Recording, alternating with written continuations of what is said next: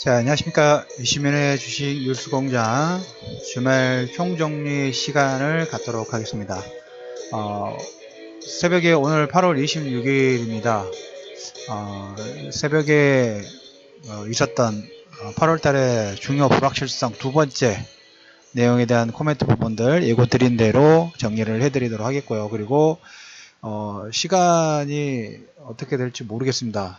이게 코멘트에 따라서 여러분들한테 막 이거 여러 가지 설명 부분들을 관점 부분들을 코멘트를 드리기 때문에 일단 월요일부터 금요일까지 제가 정리를 매일 이슈 정리 부분들을 하는데 그 이슈들에서 특이사항 부분들이 있는 내용들을 간추려 가지고 간략한 코멘트하고 그 다음에 그게 산업군의 영향 부분들까지 있다 하면 관련된 코멘트 부분들을 이어가도록 하겠습니다. 그래서 일단 지금 생각으로는 한 방송 2개 정도가 진행이 좀 될 것 같아요. 그래서 1부, 2부 나눠서 진행을 한번 해보도록 하겠습니다. 일단 그 진행 상황에 따라서 추가적으로 또 코멘트 좀 드리도록 하겠고, 자, 먼저 가장 중요한 부분이 핫한 내용이 이제 새벽에 막 기사들이 나왔어요. 기사라든지 내용들.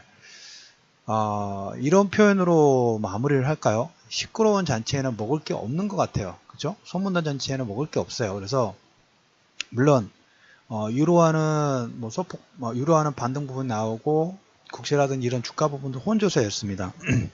아무래도 이제 장이 끝나는 시점 부분들에 드라기 총재가 코멘트를 했기 때문에 연준 의장은 별다른 얘기는 안 했어요. 결론적으로 보면 통화정책에서는 별로 언급 부분들을 하지 않고 코멘트를 한 게 있다면 그거죠.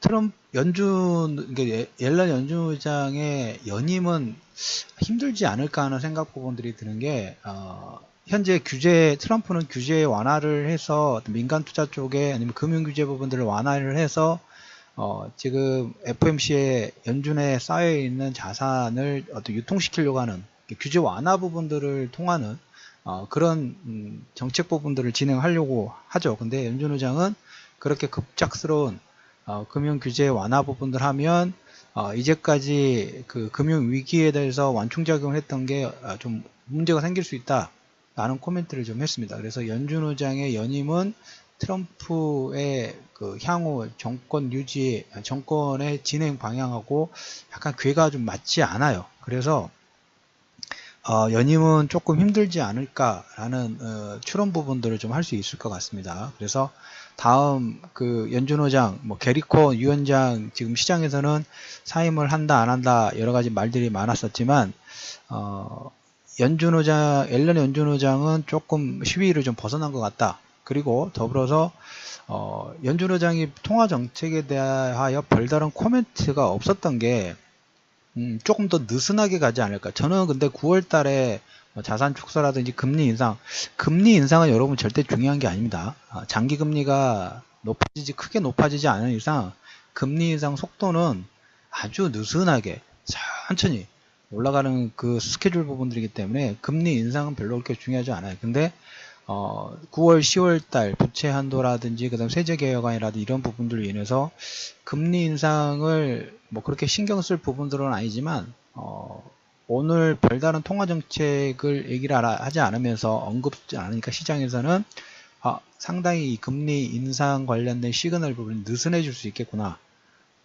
이런 코멘트. 그래서 9월달 FOMC가 이제 한 달 정도 남아 있는데 그때 자산 축소 정도에서 코멘트 부분들 되지 않을까. 그러면 시장에서는 일단 시간을 벌었어요.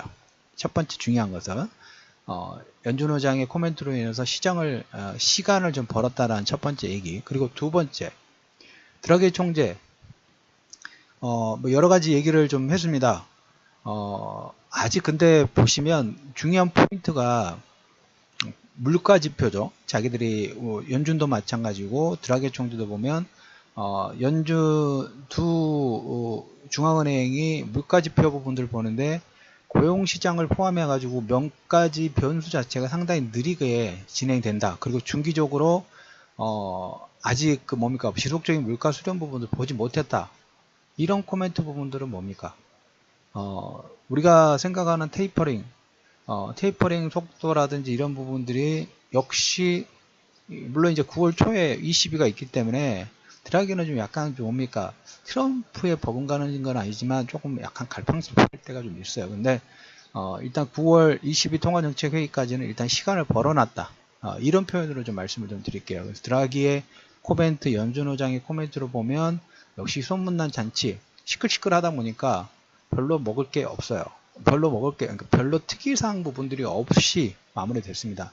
어제 그제 최악의 시나리오 부분도 저는 근데 항상 그렇습니다. 제일 안 좋은 조건 부분들을 미리 설정을 해 놓으면 우리가 시나리오 부분들이 맞을지 안 맞을지는 모르겠지만 최악의 조건을 설정을 해두고 그것만 아니면 되잖아요. 그쵸? 그래서 지금 보면 연준 의장하고 드라기 총재의 코멘트는 별다른 게 없어요. 근데 시장에서는 별다르게 없는 게 더 좋은 거예요.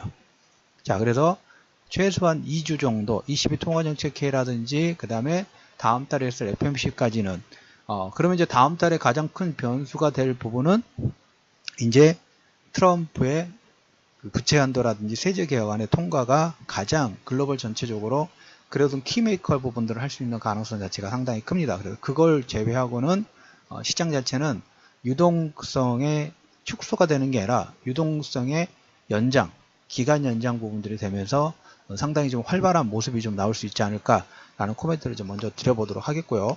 두 번째로 보실 부분이 자 그렇다고 하면 이런 증세의 흐름 부분들이 예정이 좀 돼 있는데 어제 장 마감에서 잠깐 코멘트를 못 드렸지만 여러분들이 보실 부분이 잠시 후에도 얘기 드리겠지만 구리 가격 이번 주 내내 상승하고 있다라는 코멘트 드렸고 아연 가격 이렇게 원자재 가격 부분들이 상승한다는 코멘트를 드렸죠. 어제 여러분들 보시면 중국 지수가 아주 상당히 강하게 치고 올라왔어요. 중국 지수의 상승 부분들이 좀 진행이 되는데 중국 증시 같은 경우 오른 이유는 실적입니다. 기업 실적. 이건 여러분들 이번 주에 브리핑을 제가 몇 가지 해드렸던 부분하고 같이 한번 설명을 좀 드려볼게요.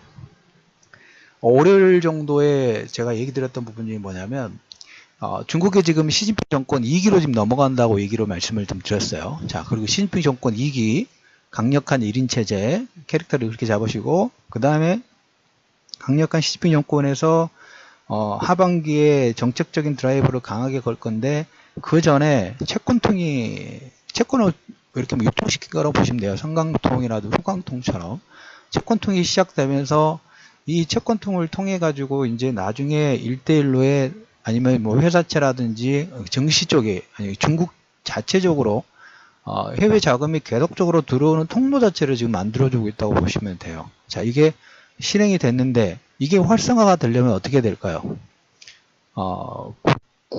국립기업이든 아니면 정부든 지방 재체든 뭘까요? 부채 자체에 대해서 문제가 생기면 안 되죠. 회사에 부채가 많은데 해외에서 투자 부분들 들어오길 리는 만무하죠.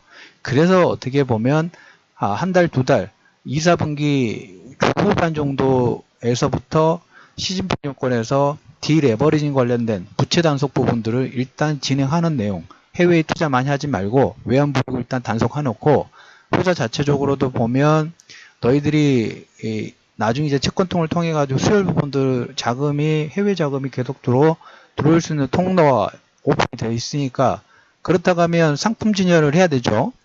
해외 투자자들한테 투자를 받으려면 프레젠테이션 해야 되고 그 다음에 뭐 국채 A등급, B등급, C등급 이렇게 등급별로 우량자산 부분들이 있다는 것을 보여줘야 돼요.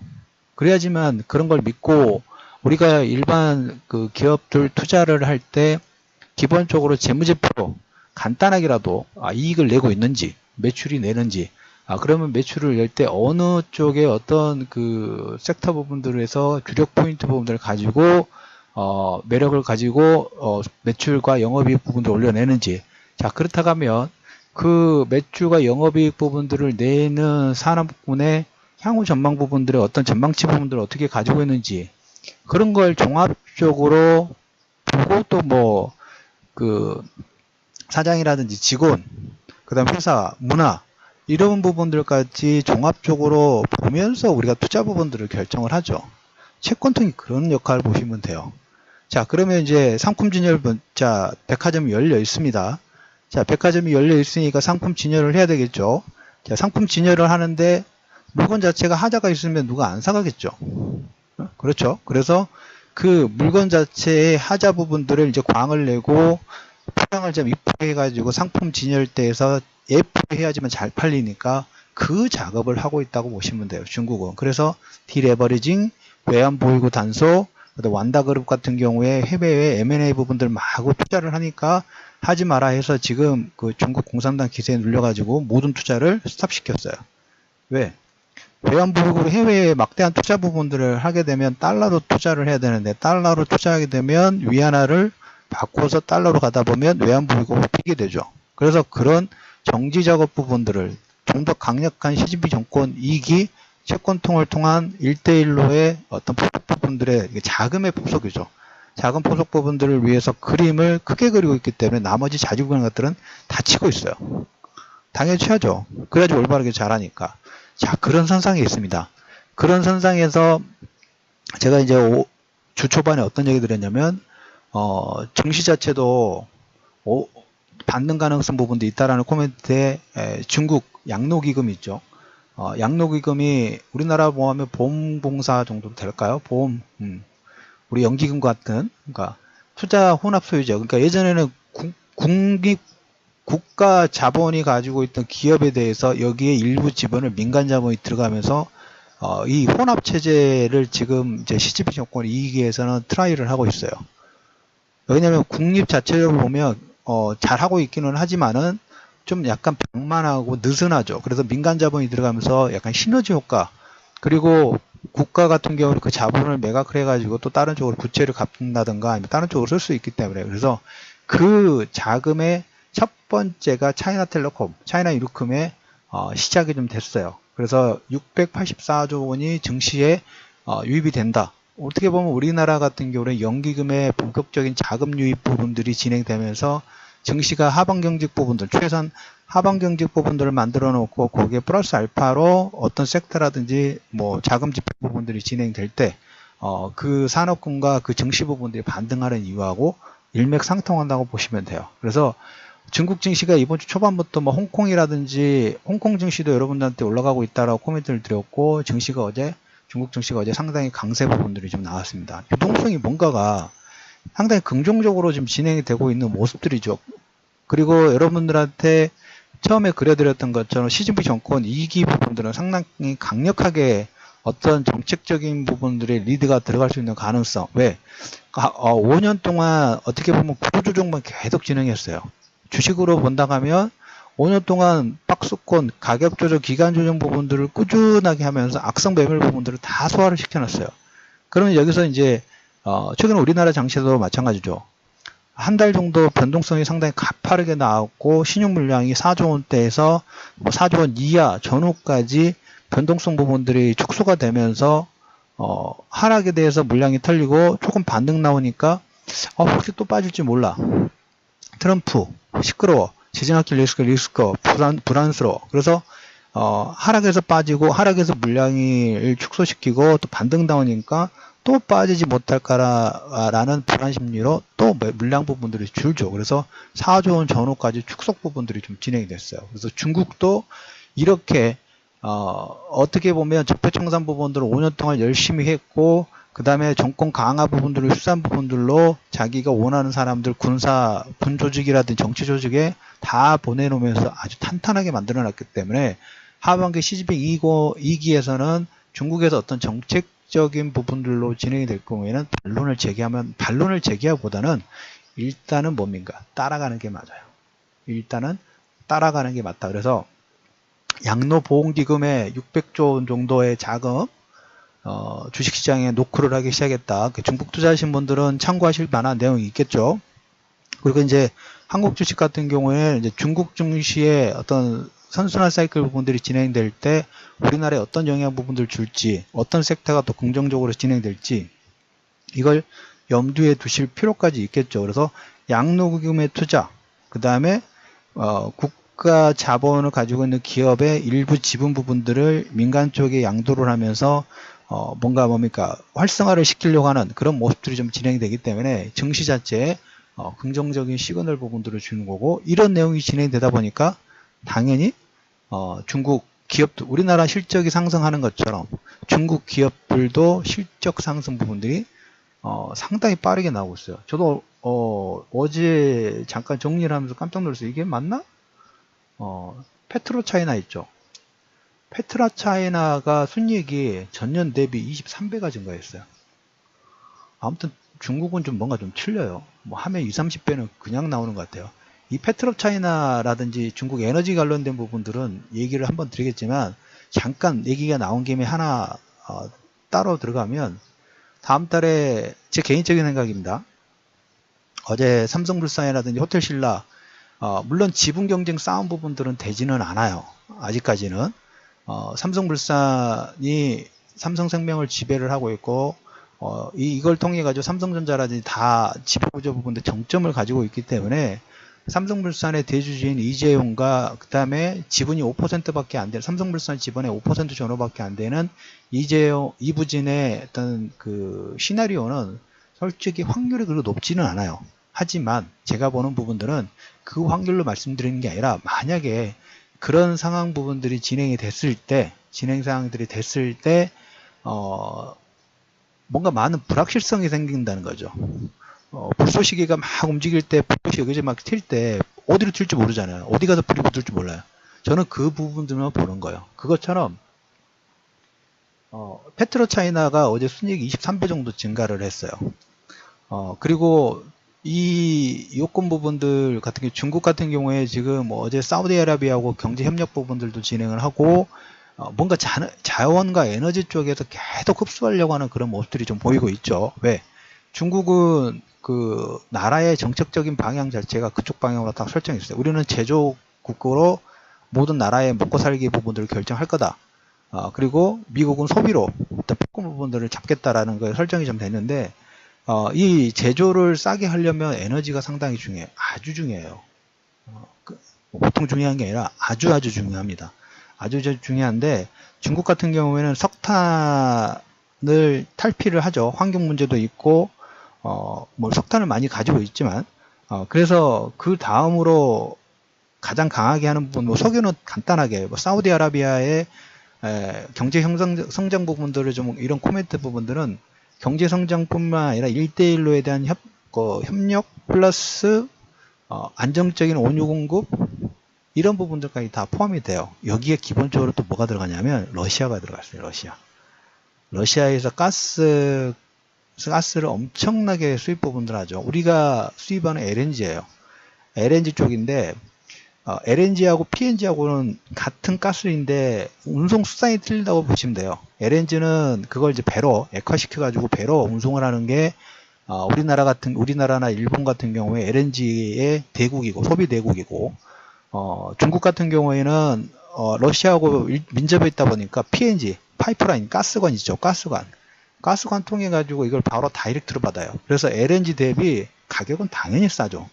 액화하는데 비싸고, 또 이걸 수송하는데 배로 실어야 되고, 또 수송해 가지고 또 다시 액화를 풀어야 되고, 이거 하는 게 아니라 한번 가설해 놓으면 그 가스관 통해 가지고 계속 공급 부분을 받다 보니까 가격 차이는 천차만별이죠. 그게 어떻게 보면 그 같은 뭐 에너지원 그 부분들을 볼 때, 가스관이냐 LNG 이걸로만 단순하게 만약에 가동 부분을 한다면 원가 경쟁력 부분들은 당연히 틀려질 수밖에 없죠. 저는 이제 여기에서 제 희망상, 예전부터도 그런 희망 부분들을 진행했지만, 다음 달 초에 문재인 대통령이 러시아를 갑니다. 문재인 대통령이 러시아를 가요. 저는 제 개인적인 희망상, 전에 박근혜 대통령도 립서비스로 잠깐 하다가 말았지만, 예전에 노무현 대통령하고 러시아가 이 가스관, 이 가스를 공급받는 거, 이걸 서로 합의를 해놓은 적이 있어요. 그리고 그 내용이 제가 업데이트가 안 돼서 모르겠지만, 예전에 북한이 가지고 있는 러시아한테 갚아야 될 부채가 있어요. 부채가 있는데 부채를 못 갚죠. 부채를 못 갚다니까 나중에 어떻게 했냐면, 그럼 부채 갚지 마. 대신 너희들은 우리가 어떤 부분들 진행할 때 그 토지 사용료 있죠. 토지 사용권 허가 부분하고 딜했던 게 제 예전에 그 킵으로 뉴스를 해놨던 내용들이 있어요. 그래서 저는 개인적으로 이 가스관이 우리나라 쪽에 들어왔으면 좋겠어요. LNG 쓰느니, 그쵸? LNG 어차피 우리나라는 에너지를 써야 되는데 뭐 만약에 에너지를 그 가스를 지금 보면 탈원전 부분들 진행되고 있죠. 탈원전 부분들 진행되면 이게 신재생 에너지라든지 아니면 환경에 미세먼지 부분들이 없는, 이왕이면 감축되는 쪽에 에너지의 공급 부분들을 확대를 좀 시켜야 되는데, 그런 게 생각해보면 LNG죠. 액화 가스란 말이에요. 가스 부분들. 그래서 미국, 만약에 우리나라가 쓰는 게 100이라고 치면, 가스의 사용량이 100이라고 하면 아마 그 부분의 일부 부분들은 미국한테도 많이 양보를 해줘야 돼요. 왜냐하면 우리나라 같은 경우에는 뭐 카타르라든지 이쪽 중동 지역이나 호주에서 LNG 부분들을 수입을 해다가 쓰는데, 방송을 짙게 들으신 분은 제가 카타르 얘기 여러 번 드렸죠. 카타르, 순위파, 시아파가 서로 경쟁 부분들을 하면서 순위파인 사우디아라비아가 카타르를 단교를 시키면서 어떻게 보면 왕따를 시키기 시작했다. 그 백그라운드는 미국이 있고, 그래서 이런 부분들이 어떻게 보면 중동 지역이라는 호주 지역 같은 경우에는 이 LNG 부분들을 이제까지 기존의 수출 부분들을 많이 했는데, 이게 단가가 셰일가스보다 비싸요. 셰일가스보다 비쌉니다. 그리고 거리 기간도 물론 카타르 같은 경우는 좀 비카비카 하는데, 이쪽 호주 같은 경우에는 심해에서 가스관을 추출을 해요. 그러니까 셰일가스는 지표에서 그냥 뽑아내는 건데, 심해에서 뽑아내는 것보다 단가가 당연히 틀리겠죠. 그러면 뭘까요? 만약에 우리나라가 100을 쓰는데 카타르라든 호주 이쪽에서 만약에 30, 40 정도 쓴다고, 좀 정확하게 통계치는 모르겠지만 가정을 하면, 우리나라 입장에서는 이쪽에서 안 쓰는 거 미국의 FTA 부분들 진행하니까 그럼 너희들한테 이거 양보지게 너 다른 거 양보해줘. 딜할 수 있는 거죠. 우리는 노선만 바꾸면 되니까. 생산치만 생산해주는 출구 자체만 바꾸면 되는 거니까. 그리고 우리는 다른 걸 그러면 우리는 그냥 너희들한테 셰일가스 소비 안 할 거야 라고 딜할 수 있는 조건 부분들이 생기는 거죠. 그래서 그 노선이 조금 바뀔 수 있는 가능성, 그리고 미국한테만 다 사주면 러시아도 서운하니까, 그리고 러시아 같은 경우는 우리한테는 중요하죠. 중국이라든지 쪽 향후에 우리가 극동지역으로 유라시아 철도라든지 이런 부분들 진행하고, 또 중국이라든지 또 미국 부분 활성화 부분들을 통화하려면 상당히 좀 중요한 부분들이 없잖아 있어요. 그래서 러시아 같은 경우는 지금 우크라이나 쪽에 분쟁 부분하고 러시아 제재 부분들 진행하기 때문에 이 팔로 부분들을 이 가스의 소비량 자체 많은 이 아시아 쪽으로 상당 부분 많이 돌리고 있고, 거기에 대해서 중국도 그런 자원 부분들이 필요하니까 오케이. 중국 자본에서 지금 상당 부분, 유럽 쪽에서 쓰이는 소비했던 상당 부분들의 가스 부분들 이쪽으로 진행을 하고 있다는 거죠. 그러면 이제 우리나라도 그에 대한 연결 들어가야죠. 저는 들어가야 된다고 봐요. 그래야지만 북한도 이득을 받고 우리나라도 이득 받고, 그걸로 인해서 러시아가 가스를 우리나라에 공급을 하게 되니까 북한에 대한 어느 정도 압박수단 부분들 되고, 이게 어떻게 보면 공동 경쟁체로 발전할 수 있는 그런 요건 부분들이 돼요. 자, 이걸 왜 이렇게 계속 얘기해 드릴까요? 에너지 개편 관련된 부분하고, 방송 이게 처음 들으신 분들은 이게 뭐야 이렇게 하실 수 있어요. 근데 다 연관성이 있다라는 걸 얘기를 드리고요. 그래서 다음 달에 이제 문재인 대통령이 그 러시아를 방문을 하는데, 이 내용이 저는 포함이 됐으면 좋겠어요. 어제 이재용 씨가 5년 선고, 저는 작다고 그랬죠. 7년에서 한 10년 정도 받아야 되는데, 7년에서 10년 정도 받았는데 5년밖에 안 받았어요. 그래서 뭐 변호인단은 노발대발해서 항소하게요. 그러면 특검에서 한 7년 8년 갖다 구형시켜버리면 좋겠어요. 일단 아무튼 그걸로 인해서, 그 사건으로 인해서 이재용 씨하고 이부지 씨는 혹시 나비효과, 그러니까 우리가 투자를 하는 입장에서는 혹시 모를 가능 변수까지 다 고려를 해야 된다는 거예요. 그 나비효과 부분이 나올 수 있을지 없을지, 어제 말씀드렸던 것처럼 다음 주에 이걸 한번 지속적으로 체크를 해보자고 첫 번째로 얘기를 드렸죠. 자, 두 번째, 중국 관련된 부분에서 중국 시업 자체가 기업의 실적 부분들이 호조세예요. 호조세 부분들이 좀 진행되어 있고 그 내용에 보니까 페트로차이나 순이익이 전년 대비 23배가 증가했어요. 어떻게 23배가 증가됐지? 저도 내용을 모르겠어요.